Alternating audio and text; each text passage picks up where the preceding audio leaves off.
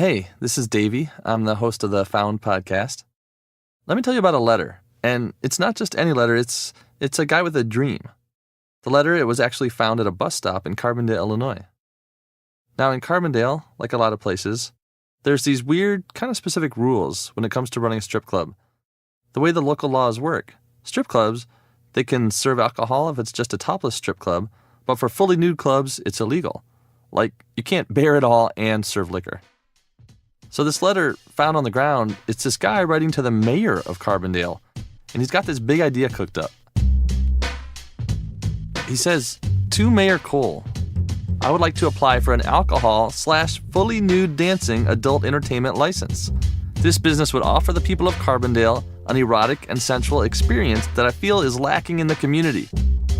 I know in my heart that when you see these beautiful and lovely ladies dancing, their bare and shapely bodies swaying to the beat of the music on the dark stage with the lights flashing, it will look like movements in the stars, and should take everyone to a magical place where they will find a special joy for their souls. Rock on, Keith." Everyone's got to have a dream, right? This week on Found, the lives we dream about and the lives we end up living. In just a moment. From Found the Musical, Killer Films Media, and Wondery, this is Found. I'm Davy Rothbart. So, back in 2001, I was living in Chicago, and I came out to my car late one night, and I found a note on my windshield addressed to some guy named Mario. Now, my name's Davy, not Mario, but of course, at this point, I'm curious, so I open it up and read it.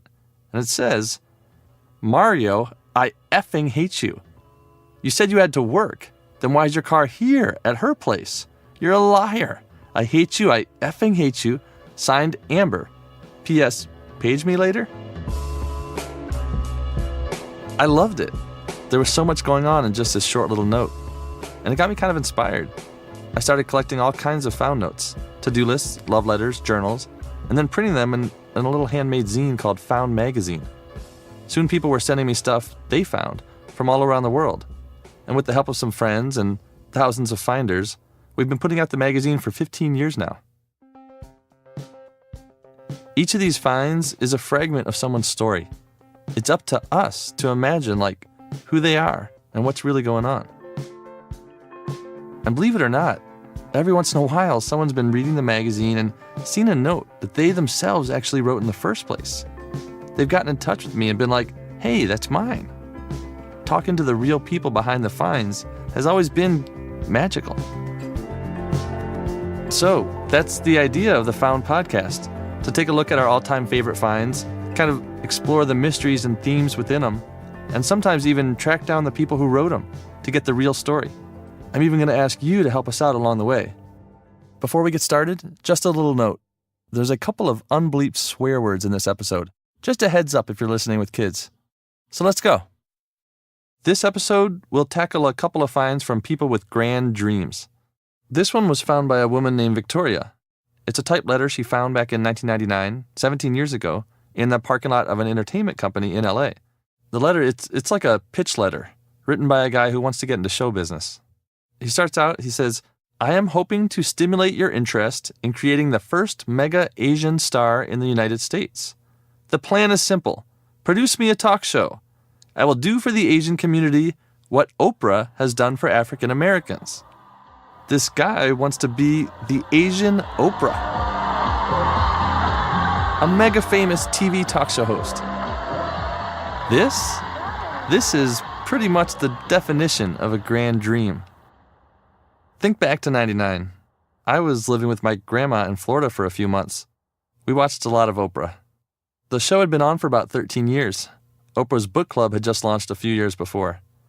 In an interview with Larry King that year, Donald Trump was asked about a potential presidential run. Guess who he thought would make a great VP? You have a vice presidential candidate in mind? Oprah. I love Oprah. Oprah would always be my first choice. Oprah. Oprah. She is a terrific woman. She's somebody that's very special. Oprah, she was this insanely powerful mover and shaker. And this guy, he went by the name Jet. He wanted to follow in her footsteps. You can actually look at Jet's letter right now, if you're not driving, on the Found app or on the Found Podcast Facebook page. So the thing is, I've always wondered, what happened to Jet? Where's he now? What's his story? I thought I'd dig into the letter with someone who could help me dissect Jet's pitch, like my friend Christina Anthony. Christina, she's an actor in the Found musical. She works in Hollywood. She's been on shows like Key and Peele. Maybe she'd have thoughts about Jet's pitch. Christina, what is it like to have to pitch yourself to people? Sometimes it's super easy. Yeah? You're just like, I'm here. I'm the answer. You love me. And they're like, we do. And then 99.9% of the time it's, hey guys, come on, give a sister a break. It seems like it would be really hard because it just seems like it's part of the deal as an entertainer that you just have to be prepared to pitch yourself. Yes. I think of myself as a black Tina Fey. I like that. Well, there's this great find from Found Magazine #2. It's one of my favorites. Would you read it for us? Okay. Dear Karen B., I am hoping to stimulate your interest in creating the first mega Asian star in the United States. The plan is simple. I love that part. Yeah. Produce me a talk show. I will do for the Asian community what Oprah has done for African Americans. And then he mentions that he went to Washington University in St. Louis, came out to L.A., and he's like, managed to get a manager and an agent in 4 months. Then what's he say? Many people are astounded by what I have accomplished in such a short time. However, one must understand success is a part of me. I am the byproduct of 2 highly recognizable medical doctors in the world. They have instilled in me a hard work ethic, the persistence to succeed, a love for life, and most importantly, a faith in God. Well, hallelujah. You know I'm going to get behind that. Yeah, I know. And Christina, I know your faith is an important part of your life. Oh, yes. Is including that in a pitch letter, is that one of those things like being from the Midwest that sometimes helps you and sometimes doesn't? Or? Absolutely not. I would never bring it up. Seriously? I wouldn't. In the entertainment world, you know what? Faith is not something that, it's not going to help you get a part. No, not unless you're a Scientologist. I mean, I think they hook each other up. Yeah. But otherwise, no. Okay. Nice. No, I feel like God told me to tell him, don't mention God. Okay? I would never do that. What separates me from the thousands of aspiring talk show hosts? First, I am ethnically diverse. Now, right there, I'm loving that. Yeah. Now, he made a hard pivot the right direction. And how so? You got to bring up diversity. I mean, it's hot right now. I mean, God is not hot, but diversity is. Okay? Nice. He's smart. Yes. My background, Asian growing up in predominantly white areas, and that's important too. He's saying I'm assimilated. Why does it matter where he grew up? He's saying, look, I look Asian, but you can throw me in there in a white TV show. I know how to act. I saw Friends. He's saying I can get down. I know about the mainstream, and that's so important today in show business. It's called code switching. Do you know about this? Yeah, exactly. Yeah. Oprah is famous for code switching. So she'll be on the show. She's like, this week we have this famous singer coming, Rod Stewart's coming. And let me tell you something, ain't he fine? And the people go crazy because she's like, she was talking like a white person. And then she started talking like a black person and my head exploded. And white people love that. And that's what Jet is basically... Jet's saying I can do that. That's the first thing he's saying about like why he should be the Asian Oprah is... Yeah, so in a way, you know what? I take it back, Jet. You're on the right track. Maybe you are the Asian Oprah. Okay, then he goes on to say, my background, Asian growing up in predominantly white areas, and personality, controversial, I love it, will allow me to attract viewers of all races to my show. And he already knows this is before reality TV. Yeah. Controversy sells. Yep. He's smart. Secondly, I am 21 years old. The younger viewers will see me as one of them, while older viewers will be intrigued to see an intelligent young man with an adult perspective. The shows will be fun yet informative, intense yet relaxed, and most importantly, interesting topics. Sounds good. Okay. I'm on board. The name Jet is a definite attention getter. It will quickly draw the interest and inquiry of viewers. He's not lying there. He's right. The name is an attention getter. It is. And then fourth is star quality. Either you have it or you don't. And luckily, I do. Now, this is where he's on my team. He's confident. He's a little bit cocky. Uh-huh. He's like, I got the goods to back this up. And that's as you should be. Yeah, but it took me 5 years to get to this place. He's here after 4 short months. I feel the time is coming for a recognizable Asian star. In the next 10 years, the face of television is going to drastically change. If it has to happen, why not make that star me? Why not make the person behind the star you? Ooh, I like that. He's giving Karen a chance to break into stardom. By riding his coattails. Yeah. I'm about to blow up. You can jump on this comet or not. I mean, he's literally saying, Karen, your life hasn't been shit up until this point. More or less. Let's get you on the map. Now, at the end here, he does this crazy thing. It looks like sort of a poem or excerpt from a speech. Yeah, exactly. A very well-known speech. Yes. I have a dream that one day there will be a mega Asian star, that he will be the Asian Oprah, that he will have his own talk show. I have a dream that man will be me. This was a power play. Yeah. I feel like maybe here is where he's gone a little over the top. You think he oversold it? Yeah, I sort of do. I have a dream.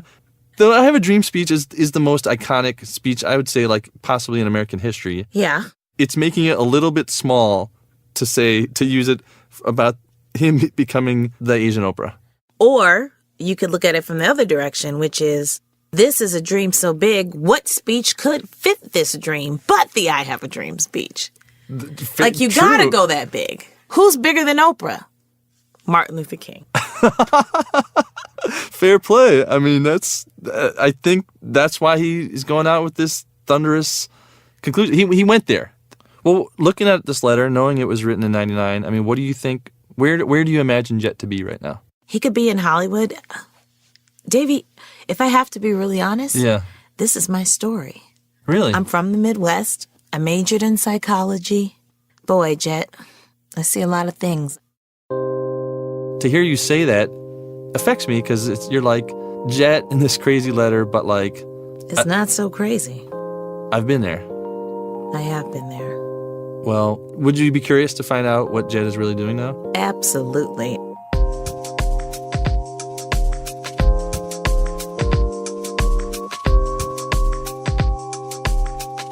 After talking to Christina, my curiosity about Jet, it was surging. I had tried looking him up online maybe a decade ago with no luck. So me and my producer tried searching his name again, Jet Chiranand. The first thing that came up was a website for a dentist in Chicago. It said, Root Canals by Dr. Jet. Same first and last name as our guy. Wow. We were like, is this the real Jet? Our Jet? The Asian Oprah? And if so, how did this guy who riffed on the I Have a Dream speech, who wanted to become one of the biggest stars in the world, how'd he end up as a dentist? I mean, being a dentist is a totally noble profession. I love my dentist, actually. I've lived in LA for 6 years, but I still see my dentist back in Michigan. What up, Dr. Donaldson? But being a dentist, it's not glamorous. It's not like being a famous talk show host. How did Jet's grand dream come to this? How do any of us reconcile our grand dreams with the realities that our lives sometimes become? Christina, she'd said that Jet's letter was pretty convincing. He'd actually laid out some solid reasons for why he'd make a great TV talk show host.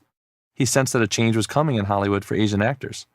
But obviously, he didn't get to be the face of that change.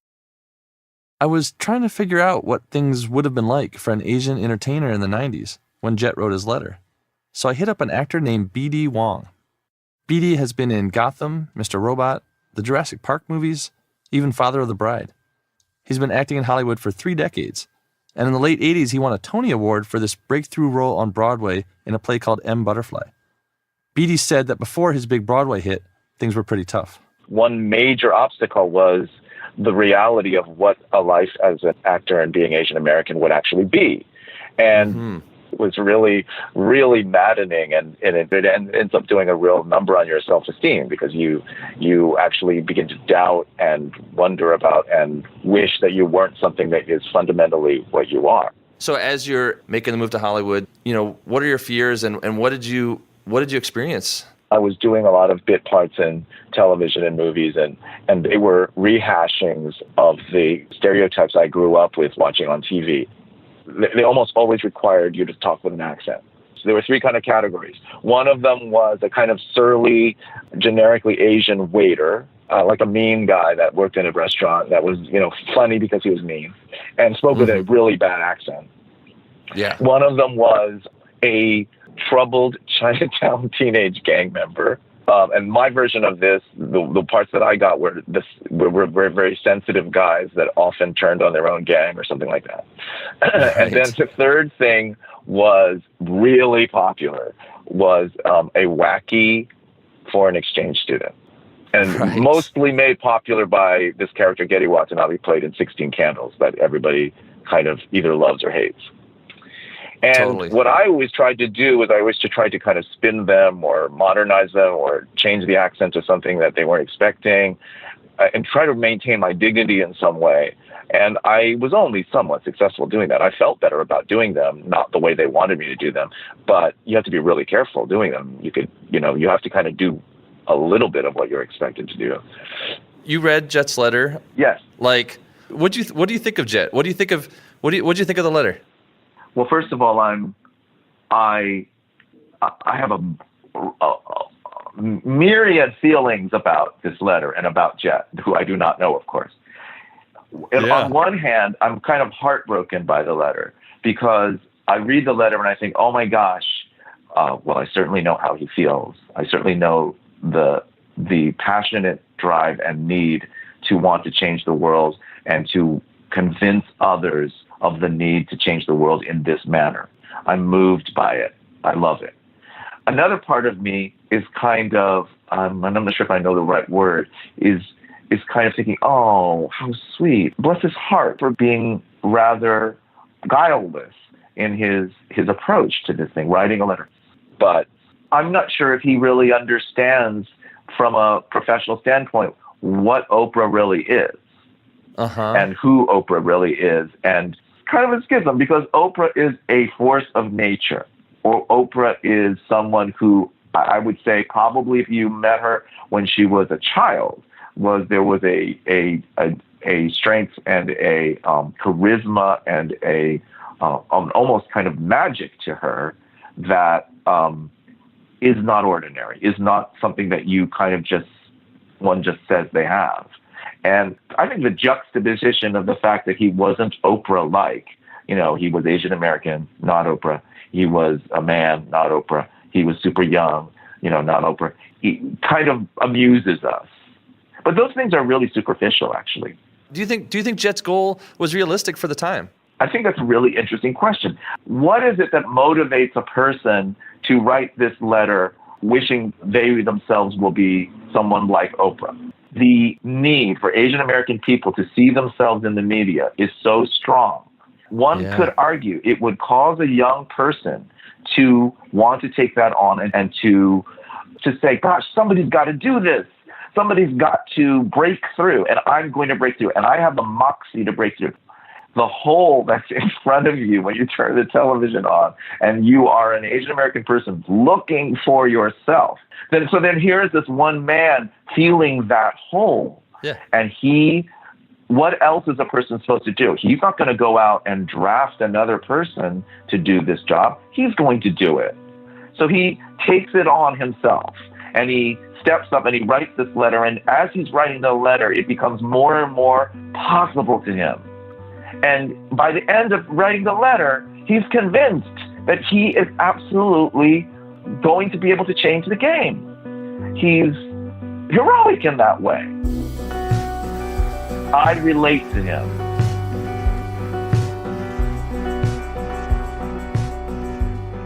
We'll be right back.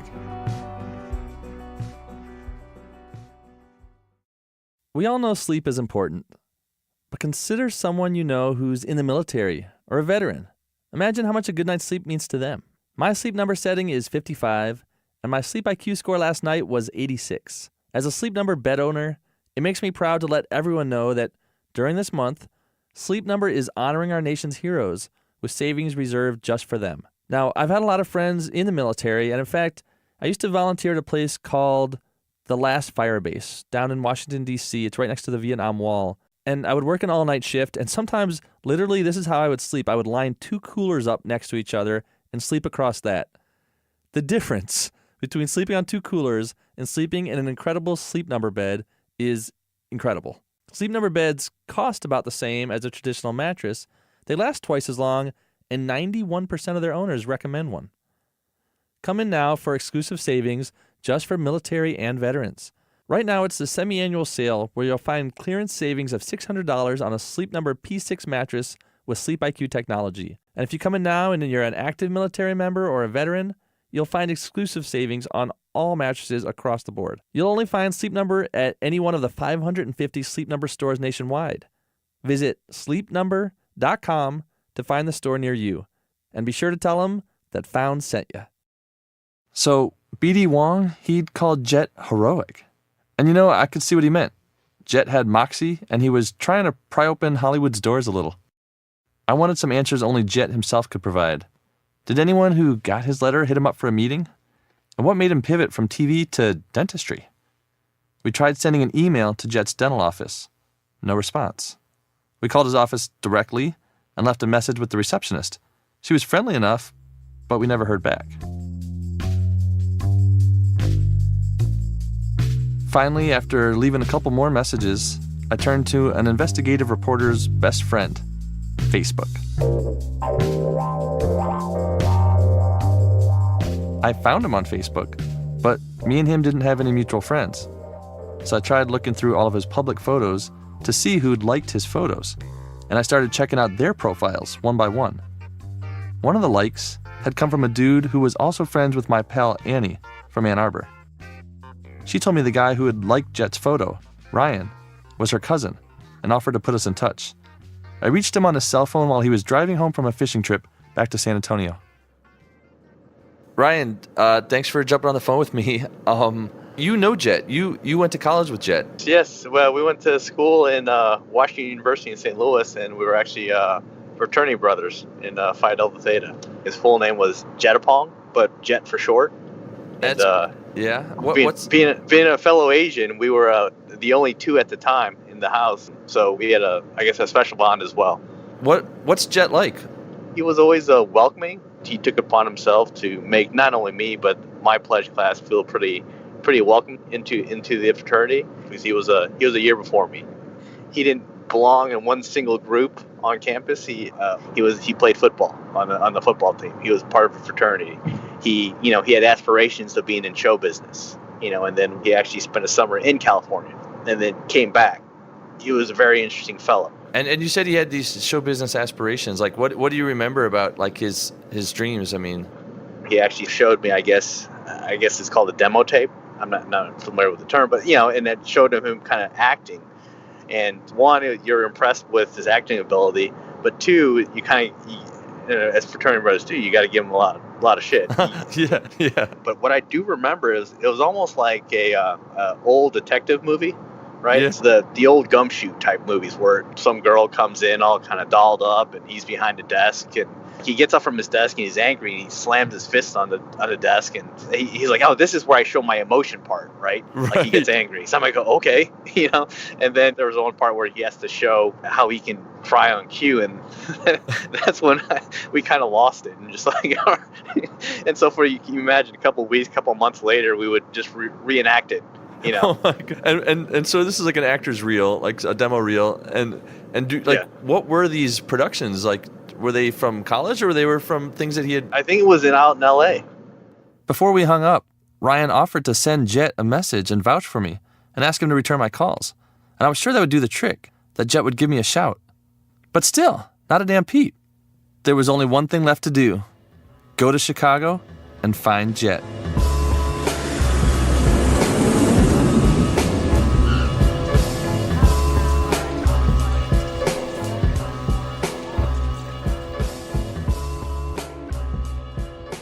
It's a universal story. Everyone starts out with grand dreams, and then sometimes we get older and, our priorities shift. Our lives take a turn. So, on my way to Chicago, I made a quick stop in Michigan to see a really good friend who, like Jet, has had some grand dreams of his own.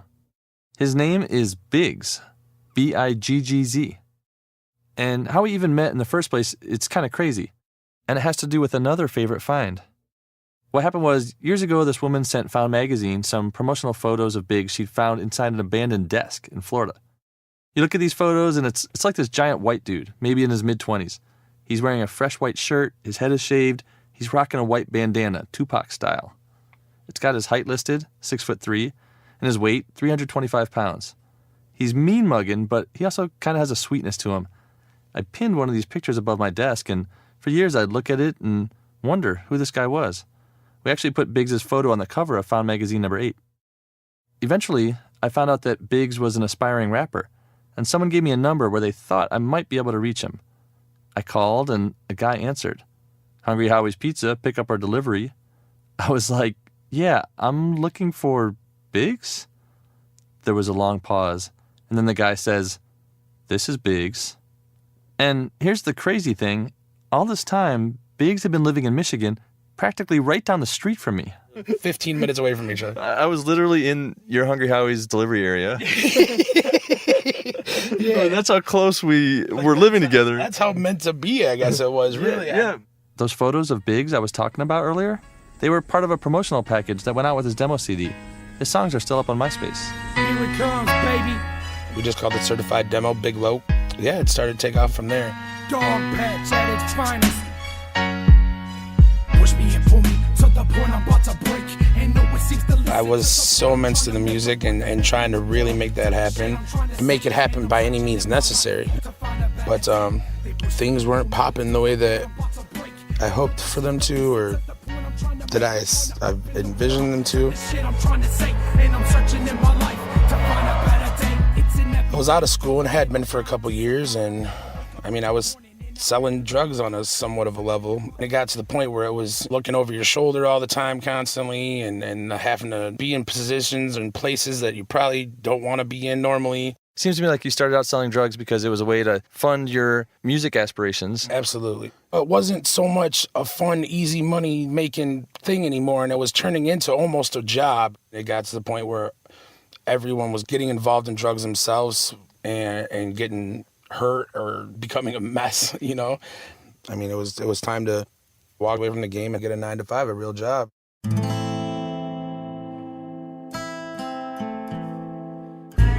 Biggs still loved the music. He'd been writing rap since he was 6, riding his bike in circles on his driveway. And he dreamed of making it big as a rapper, buying his mom a house, and getting up on stage every night with the crowd flipping out. He had a taste of it, opened for some big-name rappers, rocked some huge shows. And selling drugs, that was funding his dream. But things were getting out of hand, so he left it all behind. And he got a job at a pizza joint. Like literally I started at the bottom making minimum wage, and it was killing me. It was killing me. Not even just like emotionally or like oh, I need money, like bill wise, like trying to pay for shit. When I knew that I was working 2 weeks to make what I could make in 15 minutes on the street was one of the hardest things I've ever had to do in my life. You know, I had to change my phone number because people wouldn't stop calling, like my phone. I went from literally getting probably 100 phone calls a day to not talking to anyone. I just cut it off, cold turkey. I had to. And it was hard. It was hard to walk away from all that money. And it also meant putting some of your music dreams on the back burner, too. Absolutely, because now I'm working constantly, 40, 50, 60 hours a week, and I'm not answering the manager's phone calls because all he's doing is bitching at me because I haven't been to the studio to record this new song. But I'm working 10 hours and coming home and falling asleep in my uniform still because I can't even, I'm dying out there. I'm killing myself working, trying to make enough money to just be alive. But that's what normal people do. You know what I mean? That's what people do. Like, I'm not asking for a blue ribbon to do what you're supposed to be doing, you know? I think it's hard for a lot of people who have full-time jobs, or beyond full-time, to find time to work on their art, their music, their whatever their thing is. It kills it, man. There's... Not to mention that the music that I was doing and the shit that I was talking about in my music and the influence of my music came from the streets. So leaving that life behind or trying to leave that life behind. You know, people don't buy rap songs about making pizzas, generally. No one wants to hear about the guy who works his ass off every day and, lives paycheck to paycheck, and, he's real tired and getting old. You know what I mean? No one wants to hear about that guy. That's why old guys don't rap. And where are you with your music now? It's almost become more of just a hobby at this point, and more of a release. I've grown into a whole different man, but I still feel like I have so much to offer the world. For me, it's like I've always had a dream to make films, like narrative films, and I've made some documentaries and stuff, but sometimes it's hard for me to even hear myself talking about my dreams anymore, because the ones that I haven't made progress on, I'm just like, I don't know, it's hard. It almost hurts. Like, it almost feels like people like us, we don't let go of dreams. But when you picture yourself listening to someone say the things that you're saying, it almost seems like society almost makes it a bad thing to be a dreamer. You're supposed to be grounded and level-headed, and following my dreams has led to, right now, to this moment when we're sitting in my new car and having this conversation and making this podcast and doing this interview and all the other things, the release party for the magazine and the magazine itself, and it's all been connected in some weird, strange Florida desk drawer way, I guess. Gone but not forgotten, you'll always be in our hearts. Even though we're not together, we ain't never apart. And at the end of the day, I know you'll always be there. Even though I can't see you looking down from somewhere. Biggs, he's proud of the path he's taken and the changes he's made. He's got a brand new car. He's able to look out for his mom, his sister, and his friends. Even if his dreams of being a famous rapper didn't quite pan out, all the effort he put in led to other good things. Now, I wanted to find Jet and ask him about his grand dream and hear about his journey. It takes about 4 hours to drive from Detroit to Chicago. I made it in 3.5.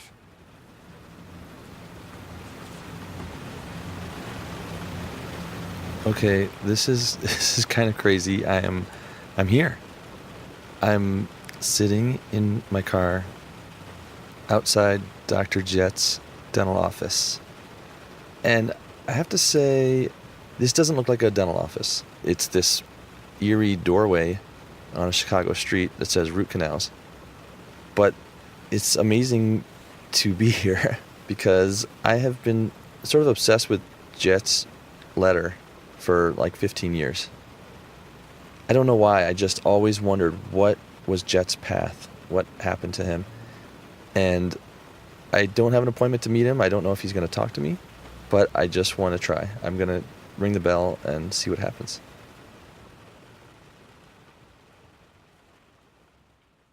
Drunk driving fatalities are 100% preventable, and it's up to you to do your part. All it takes is for one person to give a damn to save lives. Take a lift, get a ride, designate a driver. Whatever you do, just care enough to get home safely whenever alcohol is involved. Your friends, family, and neighbors will all thank you for it. I'll thank you for it. A message from Budweiser, reminding you to give a damn. Don't drive drunk.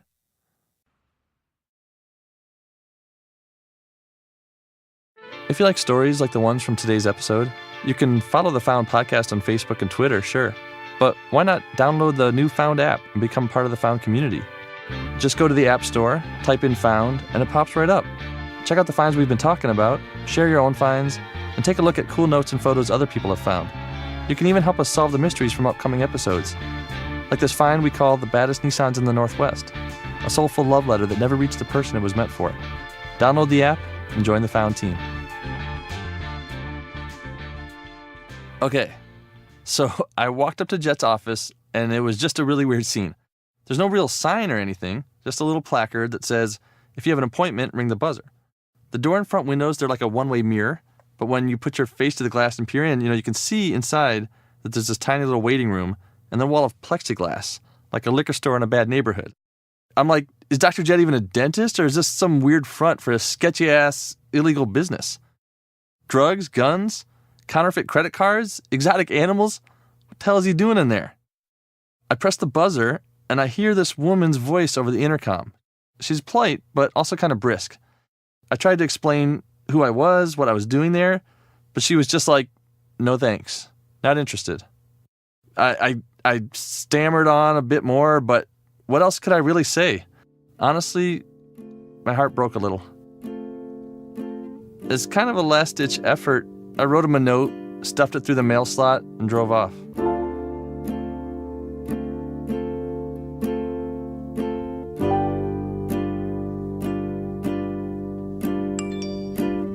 And then, a couple hours later, I saw that I'd missed a call. It was a Chicago number. I called back right away, and the guy on the other end just says, "Hey, Davy, what's up?" It was Dr. Jet. "I'm just finishing some stuff at the office," he said. "You want to come by?" "Dude, I'll be there in 20 minutes. At his office, he buzzed me in and shook my hand. I'm sitting now in Jet's office. I'm in your office, and I'm sitting here with Jet. Hi, Jet.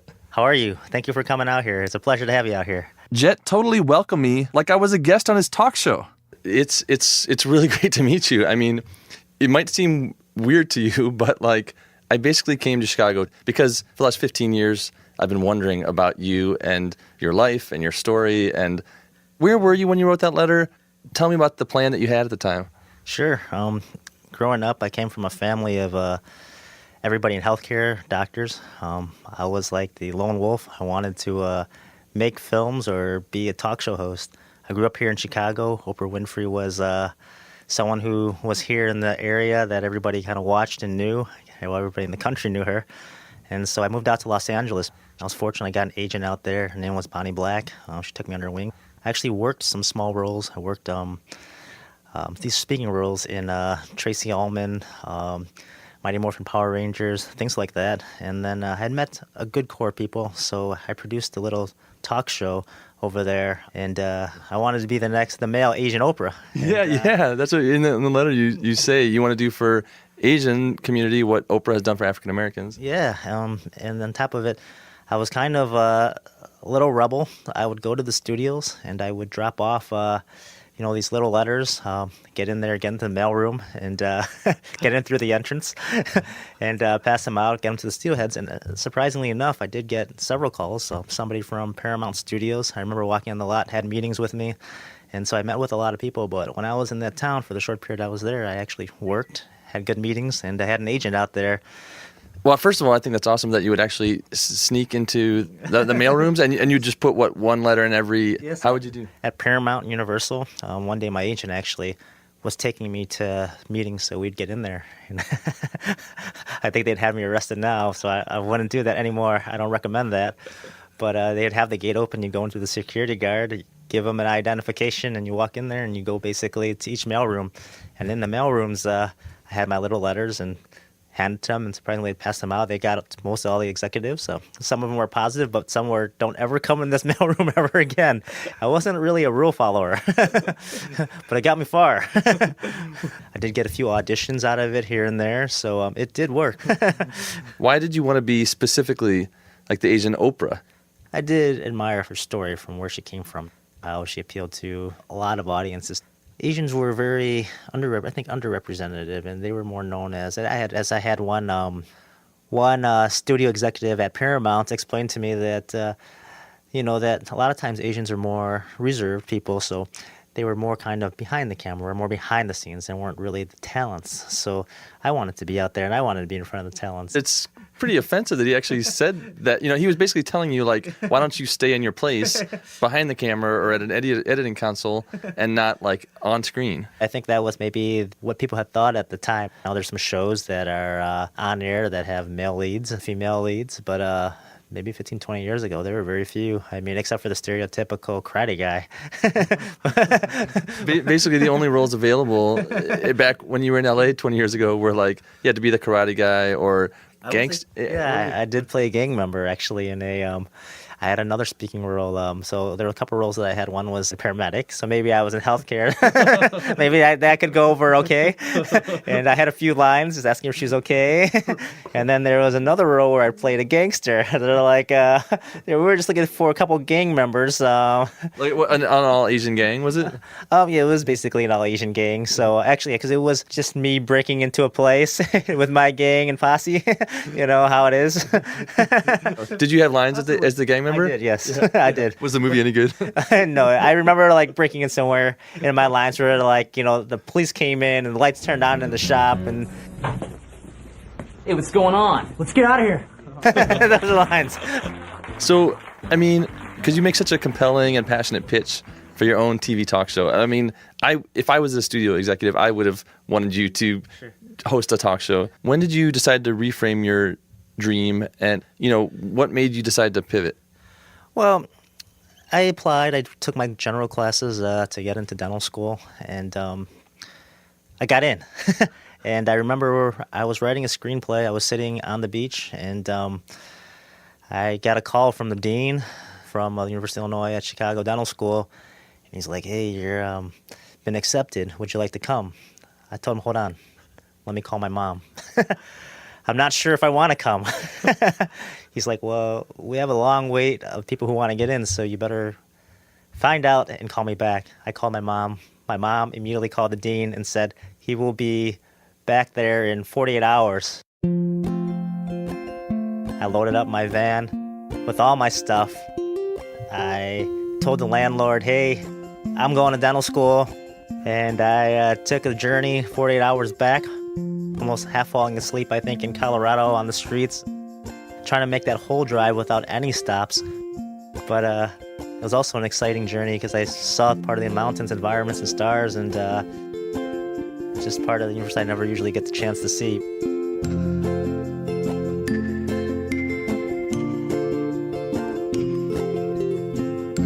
So you called your mom to ask her advice. Like, can you tell me more about that conversation? Like, were you trying to convince her that, like, because you told the dean you didn't know if you would be there, and so you were obviously struggling to decide between continuing to pursue this entertainment dream or, doing maybe a more practical thing of going to dental school.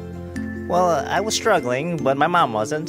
She's like, get a steady job. After you can pay the bills, go out and do whatever you want. I went to dental school my first year. My heart wasn't completely in it. And we would be in the anatomy labs cutting up cadavers. And I'm like, I want to film this. I want to make movies. And so first semester, I was pretty rebellious in dental school. I showed up. I didn't bring any notepads or notebooks. And I sat in the front with my arms crossed.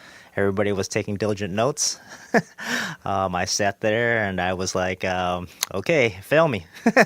I'll leave and I'll go back. I'll go back to L.A. I'll go back to L.A. And didn't study for the first few exams. So my grades definitely showed it. The teacher brought me into the back his office and said, hey, look, I could tell you didn't study. Because these aren't even the hard tests, the hard questions.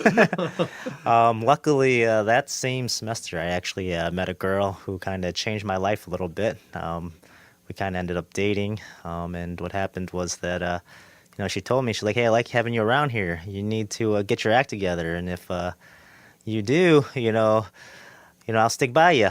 We dated throughout all dental school. We lived together. We studied together, and from there on, we did well. Both graduated, and I'm happy to have graduated.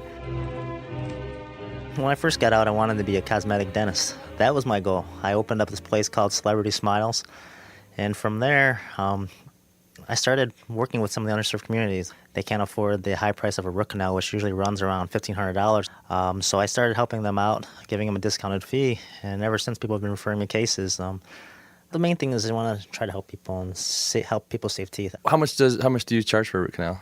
We charge $385, which is about a fourth of what people do. I'm basically like a minimum wage root canal guy. So I have to just stop for a second because this is kind of remarkable. Jet's too humble a guy to say it, but he's basically this incredible humanitarian dentist, busting his ass to do root canals for indigent clients who couldn't afford to do it anywhere else. Poor people, the homeless, folks who are mentally unstable, which he told me, by the way, is why he keeps his office so secure, to ensure his patients' safety. He told me that so many people need but can't find low-cost dental care that he's booked up months in advance. That's why he doesn't have any real signage outside his office. He doesn't need it. Think about it. If you're broke and need a root canal, you could get a novice in their first semester of dental school to do one for $550. Or you could have Jet, a total root canal badass, who's done over 30,000 of them in his career, do it for $385. Other dentists all over the Midwest refer patients his way.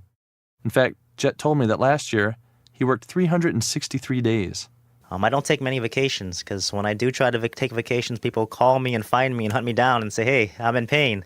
Root canal pain can be pretty serious. I'd seen on Jet's website that he started appointments at 5:30 every morning, which I thought was kind of insane. I'm the earliest starting dentist in the world, I think. I start every day at 3:30 in the morning.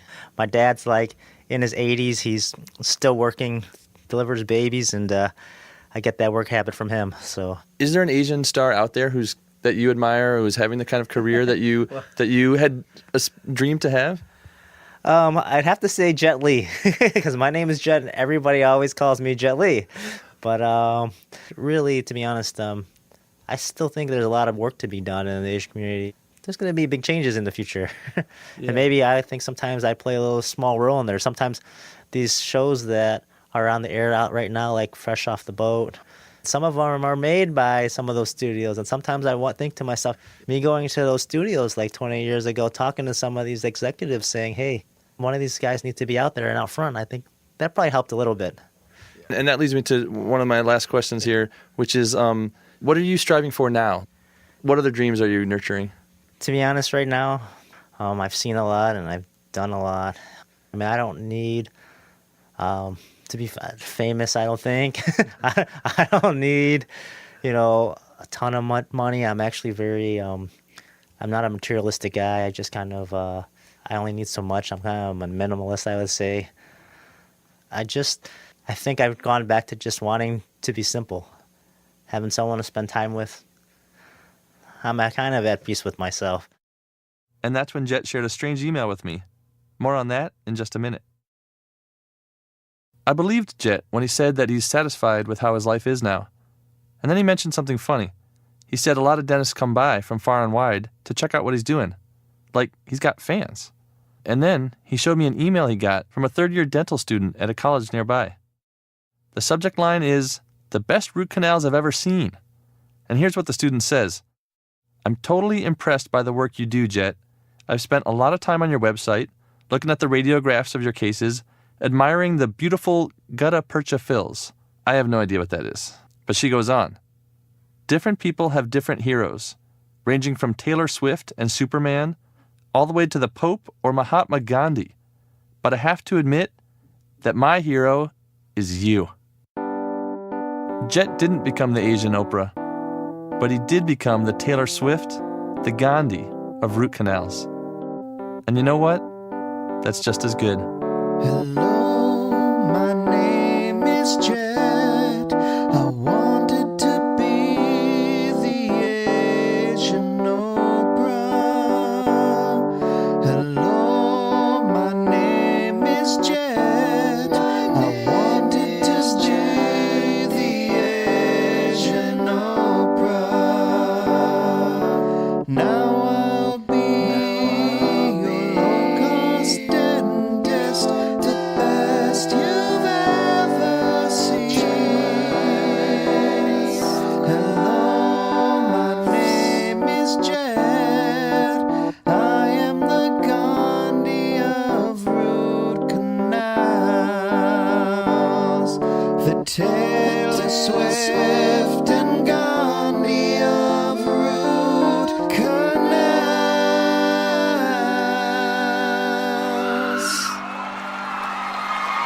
You get a root canal, and you get a root canal, and you get a root canal.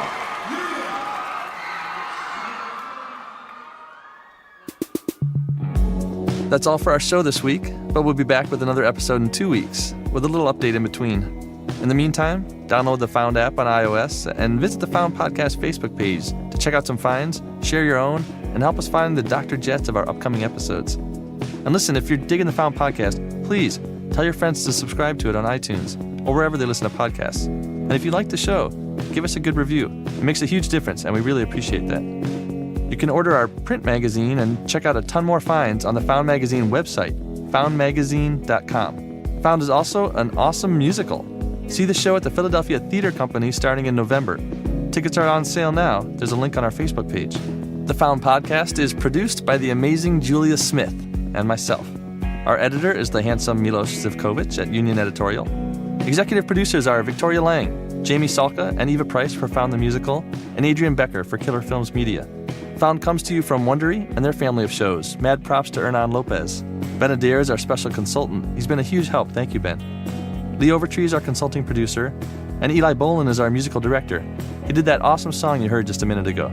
Additional music by the Watson Twins, Eric Hall of In Tall Buildings, I Alive, Ian Merrigan, and Zachariah and the Los Lobos writers. Our associate producer, Gordon Ampel. Thanks to the Found Magazine team, Sarah Locke, Brandy Wicks, Al McWilliams, James Melenda, and many more holding it down at Found HQ. Our finders from today's episode, Jason C., Victoria Strauss, and Cassie Wieskowski.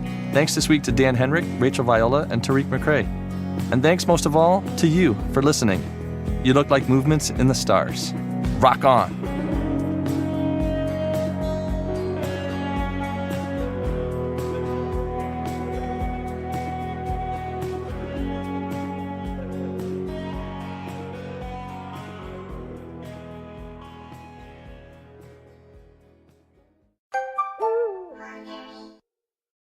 Do something witchy was the last thing Charles Manson said to his followers the night he sent them out to slaughter 5 people at the home of director Roman Polanski and actress Sharon Tate. But how did a troubled kid from West Virginia become Charles Manson?